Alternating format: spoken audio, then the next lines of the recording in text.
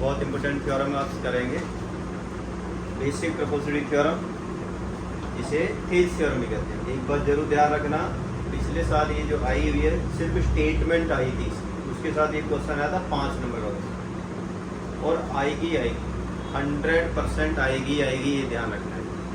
इसलिए स्टेटमेंट भी याद रखनी है इसकी, और इसका प्रूफ भी याद रखना है।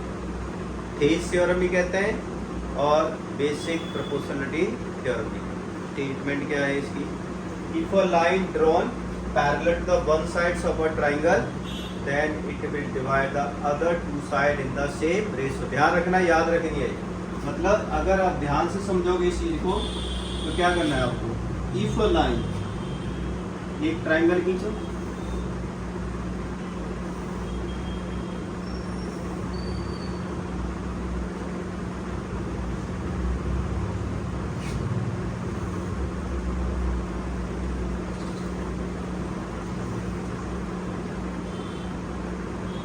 ए B C triangle, a line drawn parallel to the one sides of a triangle.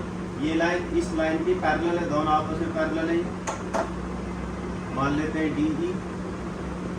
तो स्टेटमेंट क्या है? If a line drawn parallel to the one sides of a triangle then this line जो parallel है divide the other two side in the same ratio.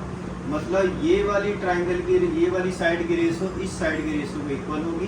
बहुत simple सी बात है, ध्यान रखना। गिवन आपको फिगर बहुत ही एकदम क्लियर होनी चाहिए। सबसे पहले टीचर की नज़र फिगर पे जाएगी, फिर गिवन पे जाएगी, टू प्रूव, मतलब स्टेप टू स्टेप वो चेक करता है हमेशा। अगर आपने फिगर के अंदर कुछ चीज़ मिस कर दी ना, सब लोग आगे चेक ही नहीं करेगा, वही कर जाएगा। इसलिए बहुत ज़्यादा इंपॉर्टेंट है फिगर क्लियरिटी। और मैं तो कहता हूँ कि आप स्केल और उससे बनाओ, हाथ से बन करने के लिए, क्योंकि जब इतनी इंपॉर्टेंट चीज़ है तो आप थोड़ा सा फर्स्ट इंप्रेशन लास्ट इंप्रेशन वाली बात है ना। अगर आपकी फिगर अच्छी है तो वो आगे भी उसके हिसाब से इमेज चेक करना शुरू कर देता है। तो गिवन है in triangle ABC DE is parallel to BC which intersect AB and AC at B and D।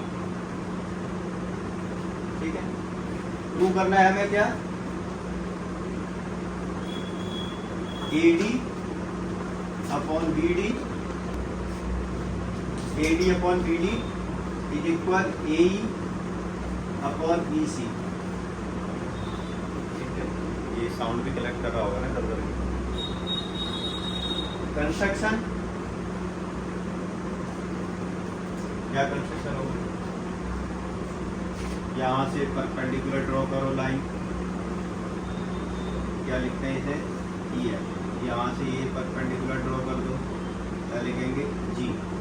या तो आप डॉट डॉट में करो या ऐसे करो। डॉट डॉट में करनी है तो मैंने पहले बताया, बहुत बिल्कुल बारीक बारीक लाइन ऐसे ऐसे खींचनी, ऐसे नहीं खींचनी, इस तरीके से मत डालना किसी भी आधा, ध्यान रखना। ठीक है, कंस्ट्रक्शन ड्रॉ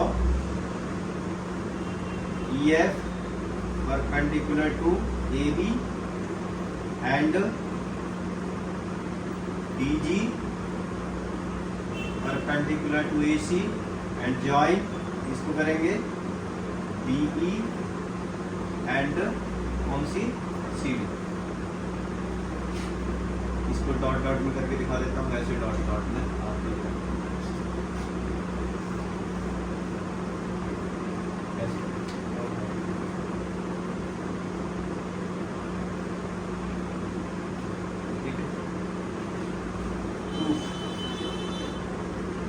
आप आपको प्रूफ याद करने का तरीका यही है कि जो आपको प्रूव करना है यहाँ पर उसको फोकस करो। क्या प्रूव करना है? AD अपॉन BD प्रूव करना है। आप देखो AD पर ट्रायंगल कौन सा है? AD पर कौन सा ट्रायंगल है? ADE। BD पे कौन सा ट्रायंगल है? BDE। तो इन दोनों ट्रायंगल का एरिया रेशो निकाल लो आप। अब क्योंकि एरिया ऑफ ट्रायंगल क्या होता है? एरिया ऑफ ट्रायंगल माना जाएगा half base multiplied by height. ठीक है, तो दोनों की एरिया रेशो ले लो, AD पर और BD पे जो ट्रायंगल बने हुए, area of triangle ADE upon area of triangle BDE is equal होगा ADE का ट्राइंगल, तो AD तो क्या आ गया, बेस हो गया, और EF क्या हो गया, perpendicular, half AD into EF divided by, इसका क्या होगा, अगर हम BDE ट्राइंगल लेते हैं तो BD बेस हो गया, परपेंडिकुलर आपका EF ही होगा, ठीक है ना। इसका रीजन मैं बता देता हूँ कि अगर बाई चांस कोई इस तरह का ट्राइंगल दे रखा हो ऐसे, और इस साइड के ऊपर यहाँ से परपेंडिकुलर खींचना हो, क्या हम ऐसे खींचेंगे, नहीं, क्योंकि अगर हमने ऐसे खींच दिया तो यहाँ तो 90 डिग्री का बनेगा ही नहीं है, समझ रहे हो, इसीलिए हम ऐसे नहीं खींचेंगे उसको, कैसे खींचेंगे, इस तरीके से खींचेंगे, ऐसे, तो इसका परपेंडिकुलर जाएगा ना, वो बाहर ही आएगा आपका। इसलिए ये जो ट्राइंगल है ना BDE, ये इसी तरह का ट्राइंगल है जिसका परपेंडिकुलर कहाँ है, बाहर। तो ये ध्यान रखना है कि आपका जो परपेंडिकुलर होगा ना वो कॉमन ही होगा इस केस, ठीक है। तो हाफ BD परपेंडिकुलर आ जाएगा EF, तो आपका EF से EF कट जाएगा, हाफ से हाफ कट जाएगा, क्या हो जाएगा यहाँ पर, क्या हो जाएगा, AD अपॉन BD, ये ठीक है, ये बन जाएगी आपकी फर्स्ट। सिमिलरली इसी तरह से एरिया ऑफ ट्राइंगल, अब यहाँ देखो AE अपॉन EC लिखा है ना, तो AE पे देखो कौन सा ट्राइंगल है, AED, और CE पे कौन सा ट्राइंगल है, CED, दोनों ट्राइंगल की एरिया रेशो ले लो, जैसे हमने इस तरीके से निकाला था एज इट इज, इस तरीके से निकाल, area of triangle AED upon area of triangle CBD is equal half base AE हो जाएगा मल्टीप्लाइड परपेंडिकुलर क्या हो गया इसके ऊपर DG डिवाइडेड हाफ बेस, अब सेम ट्राइंगल आ गया ना CED वाला ऑप्टिक्स, तो जो ये जो साइड है ये वाली, इस पर परपेंडिकुलर कौन सा मान जाएगा आपको, यही DG, ये नहीं EC multiplied by DG, same वही कंडीशन आ गई, हाफ से हाफ कट जाएगा, DG से DG कट जाएगा, तो आपका क्या आ जाएगा यहाँ पर AE अपॉन EC, ये बन जाएगी आपकी सेकंड, ठीक है। अब अगर हमें दोनों वाले, ये वाली और इस वाली को अगर कंपेयर करें तो ध्यान से देखो, ADE और AED तो दोनों में सेम है, एक ही ट्राइंगल है, फर्क क्या है, यहाँ पर क्या है BD और इधर क्या है CED, ठीक है, यहाँ पर CED है और यहाँ BD है, तो अगर BDE और CED भी इक्वल हो जाए तो ये पूरा जो ये वाला लेफ्ट पार्ट है, इस पूरे लेफ्ट पार्ट के इक्वल हो जाए। ध्यान से देखो, जो BDE ट्राइंगल है ना, ये वाला, ये जो ट्राइंगल है और ये जो ट्राइंगल है इधर वाला, ये एक ही बेस से बनना है और दो पैरेलल लाइन के बीच में बनना है, तो triangle on the same base between the same parallel lines are equal in area, equal in area, क्योंकि मैं इसको प्रूव भी कर सकता हूँ, परपेंडिकुलर दोनों का सेम होता है, बेस सेम है, इसलिए दोनों का एरिया इक्वल होता है, ठीक है। वो वहां तक जाने की जरूरत नहीं है, बस सिर्फ आपको याद रखना है कि अगर दो ट्राइंगल एक ही बेस से होते हैं और दो पैरेलल के बीच में होते हैं तो उनका एरिया इक्वल होता है, ठीक है।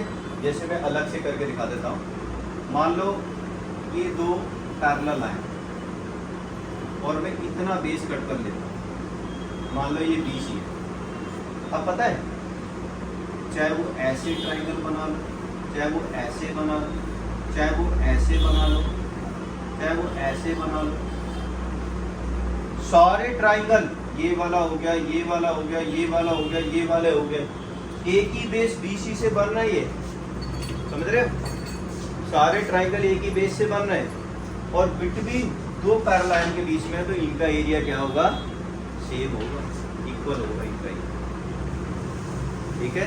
इसीलिए हम कहते हैं triangle on the same base between the same parallel lines are equal in, तो अब यहां लिखेंगे triangle BDE and triangle CED are on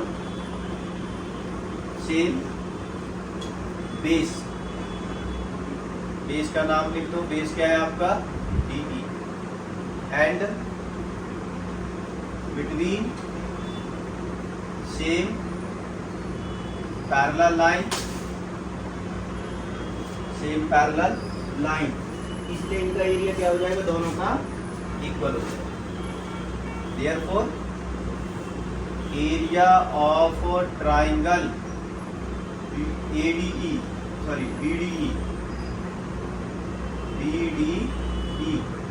is equal हो जाएगा एरिया ऑफ ट्राइंगल CED। ठीक है, इसको मान लो थर्ड। तो इस वाली इक्वेशन से ये पूरा पार्ट क्या हो जाएगा, इक्वल हो जाएगा LHS, क्योंकि BDE और CED इक्वल हो गया, ADE और AED तो है इक्वल। तो from first, second and third से आपको क्या लिखना है, LHS of first is equal है LHS ऑफ सेकंड, और फर्स्ट का LHS किसके इक्वल है, AD अपॉन BD, और इधर आ जाएगा AE अपॉन BC। ठीक है, हैंड्स ब्लू।